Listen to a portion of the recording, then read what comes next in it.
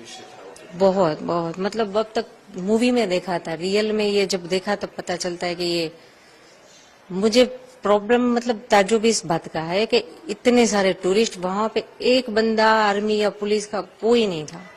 तो अभी जो है जिस तरीके से पूरी घटना बनी है और पूरी प्रक्रिया हुई तो उसमें इन्वॉल्वमेंस आया है कि पाकिस्तान और वहाँ के लोग भी इन्वॉल्व थे।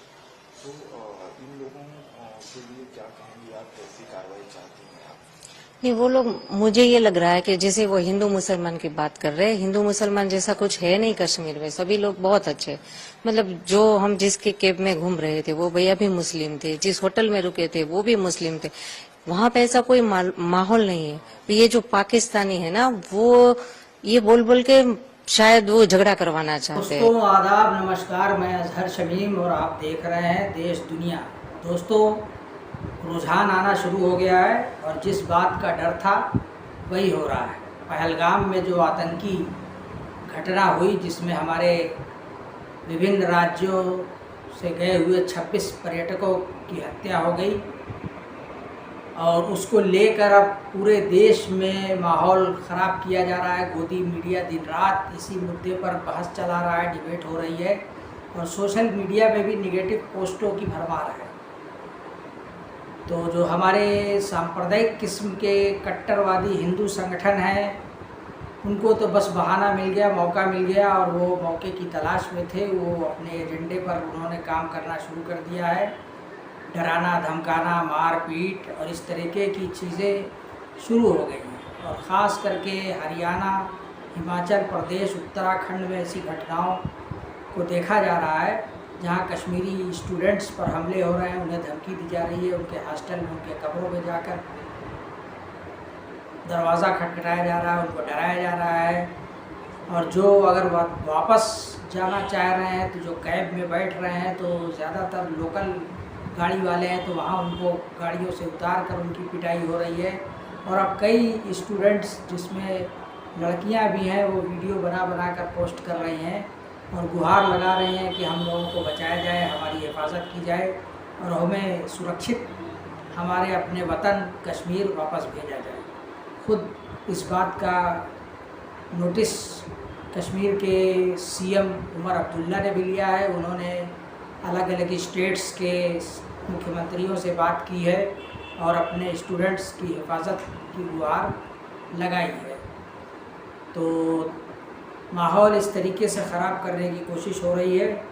और एक सोशल मीडिया पर मैं देख रहा था तो उस पर एक वीडियो आई कि जहां एक आदमी एक मुस्लिम दाढ़ी वाले लड़के से, जो उसके घर पर काम कर रहा था, उसको मना कर रहा है, उससे कह रहा है कि आज से तुम काम मत करो और अपना हिसाब लो और वापस जाओ।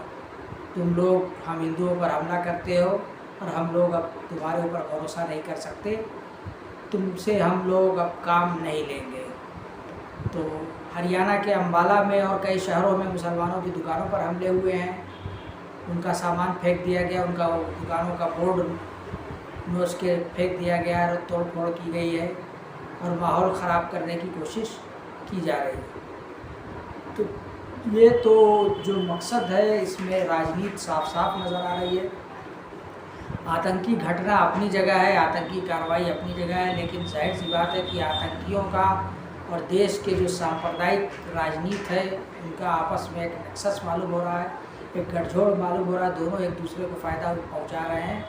जो हमारे हिंदूवादी संगठन हैं, जो हमारी एक पार्टी है, जो भारतीय जनता पार्टी जिसका शासन है, उसकी जिस तरीके की राजनीति चल रही है, जो हिंदू मुस्लिम की डिबेट हो रही है, हिंदू मुस्लिम वाली विभाजनकारी हेट पॉलिटिक्स चल रही है, उसका फ़ायदा आतंकियों को मिल रहा है और आतंकी जो घटनाएं कर रहे हैं उसका फ़ायदा इनको मिल रहा है।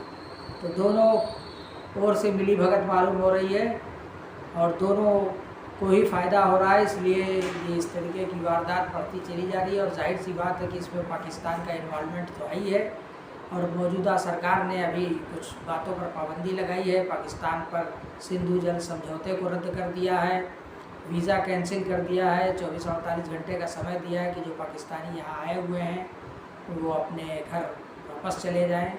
और जवाब में पाकिस्तान ने भी शिमला समझौता रद्द कर दिया है, उसने भी कुछ सैंक्शन लगाया है। हवाई क्षेत्र को, अपने इलाके को बंद कर दिया है कि अब भारत के जहाज़ पाकिस्तान के रास्ते नहीं उड़ सकेंगे, और जो सऊदी अरब या गल्फ़ कंट्रीज़ में जाते हैं तो वह पाकिस्तानी वायु क्षेत्र का इस्तेमाल अब वो नहीं कर पाएंगे। तो जाहिर सी बात है कि अब वो दूसरे रास्ते से जाएंगे तो एरिया बड़ा होगा, उसमें ज़्यादा वक्त भी लगेगा और किराया भी बढ़ जाएगा। तो ये आखिर नुकसान किसका होगा? ये नुकसान तो आम जनता का, आम लोगों का ही होगा, और ये राजनीति ऐसी ही चलती रहेगी। नमस्ते, मैं मेघा शर्मा कोटा राजस्थान से। मैं यहाँ श्रीनगर घूमने के लिए आई थी। कल हम श्रीनगर से पहलगाम की तरफ जा रहे थे, तो पहलगाम बस स्टैंड पर हमको पता चला कि वहां पर अटैक हुआ है और भगदड़ मची हुई है। तब हमें वहां पर एक कश्मीरी भाई मिले, ये हैं तनवीर मीर, कश्मीरी भाई हैं। इन्होंने वहां पर हमारी मदद करी। जिस प्रकार से बताया जाता है कि कश्मीरी लोग बहुत बुरे होते हैं, टेररिस्ट होते हैं, वो हिंदुओं को मारते हैं या उनके साथ गलत करते हैं, ऐसा हमें यहाँ कुछ नहीं लगा। इतने बुरे हालात में इन्होंने वहां हमें हेल्प किया। वहां से हमें अपने घर कश्मीर कुपवारा में इनका घर है कश्मीर में, वहां हमें ये लेकर के आए। इनके परिवार ने हमें बहुत अच्छे से रखा। 3 टाइम का हमें खाना पीना सब कुछ यहाँ पे खिलाया। बहुत हमें प्यार मिला। जैसा दिखाते हैं कि कश्मीरी लोग बहुत गंदे होते हैं, मार देते हैं, टेररिस्ट होते हैं, ऐसा यहाँ हमें बिल्कुल कुछ नहीं लगा। हम लोग उस टाइम इतने घबराए हुए थे। अब जब हम इनके साथ हैं, बिल्कुल हम कल से एकदम सेफ फील कर रहे हैं। जहाँ हम एक तरफ से नेगेटिव चीज़ें देख रहे हैं, सोशल मीडिया पे तमाम डराने वाली बातें आ रही हैं, वहीं कुछ सुकून देने वाली भी बात है। कई ऐसे वीडियो भी सामने आए हैं ट्विटर पर, एक्स पर या फेसबुक पर, जिसमें खुद पर्यटक कह रहे हैं कि नहीं, कश्मीरी लोग ऐसे नहीं हैं। कश्मीर में हम लोग जब गए तो जो इस तरीके की घटना घटी तो खुद कश्मीरियों ने हमारी जान बचाई, हमें अपने घरों में रखा, खाने पानी का इंतज़ाम किया, हमें सांत्वना दी और हमसे कहा कि आप लोग घबराने की ज़रूरत नहीं है, आपको हम ज़रूरत पड़ी तो आपके घर तक पहुंचाएंगे और आपको गोली लगने से पहले हम अपने सीने पर गोली खाएंगे और हम आपकी पूरी हिफाजत करेंगे और हम कश्मीरी आपकी हिफाजत, आपकी रक्षा के लिए जान दे देंगे। तो ये जो भी है, इससे जाहिर सी बात है कि इससे कश्मीरियों का ही नुकसान हुआ। वहाँ पीक सीज़न में इस तरीके की घटना घटी, एक साजिश रची गई जिससे कश्मीर का पर्यटन उद्योग तबाह हो, बर्बाद हो गया। उनकी यही तो ख़ास कमाई होती है कि वो 2-3 महीने का जो ये सीज़न है, इसमें जो इनकम होती है उसी से उनका खर्च चलता है।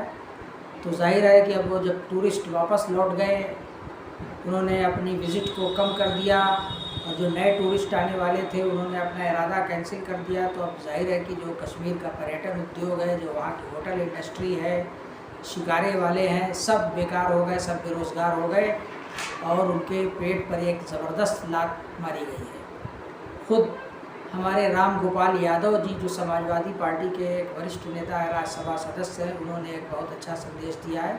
उन्होंने भी कहा कि एक ऐसे मौके पर कि जब सारे देश को एकजुट रहने की और एक रहने की ज़रूरत है, तो हमारे अंदर अगर कोई जहर फैलाता है और बंटवारे की राजनीति करता है तो ये बहुत गलत बात होगी और हमको शांति बनाए रखना है, आपस में मेल मिलाप के साथ रहना है और हमें एक रहना है। सुनिए उनका वीडियो। एक बात मैं और कहना चाहता हूं, जो वहाँ कही जो सब लोग उससे सहमत थे कि जब सारा देश एक मत है तो मीडिया को, सोशल मीडिया को भी बहुत नियंत्रण रहने की ज़रूरत है। उन्हें कोई ऐसा कार्रवाई नहीं करना चाहिए कि लगे कि देश में डिवीज़न है। ये अगर कभी कोई गड़बड़ी होती है, देश का नुकसान होता है, तो आप सब लोग भी बहुत जिम्मेदार इसके लिए होंगे। जब कश्मीर एक है, कश्मीर से लेकर कन्याकुमारी तक, तो फिर यहाँ ये बातें क्यों चलाई जाती हैं?